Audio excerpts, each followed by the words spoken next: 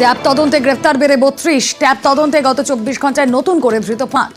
Tab জালিয়াতিতে পুলিশের জালে middleman Rabindra Prasad Singh. পূর্ব বর্ধমান পুলিশের জালে ট্যাব জালিয়াতির মিডলম্যান। কথা বলবো, অমিত রয়েছেন সঙ্গে। অমিত, ইতিমধ্যে ট্যাব কেলেঙ্কারিতে গ্রেফতারির সংখ্যা বেড়ে 32 হলো। নতুন করে 24 ঘন্টা আরো 5 জনকে গ্রেফতার করা হয়েছে।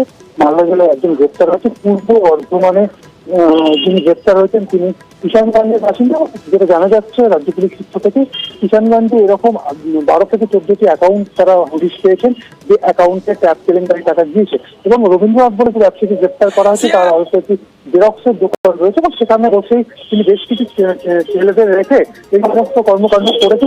এই তথ্যগুলি উঠে এসে সেক্ষেত্রে রবীন্দ্রনাথকে জিজ্ঞাসাবাদ করে আরো বেশ কিছু বিভিন্ন সন্ধান পাওয়া যেতে পারে, এমনটাই মনে করছে রাজ্য পুলিশ। বেশ।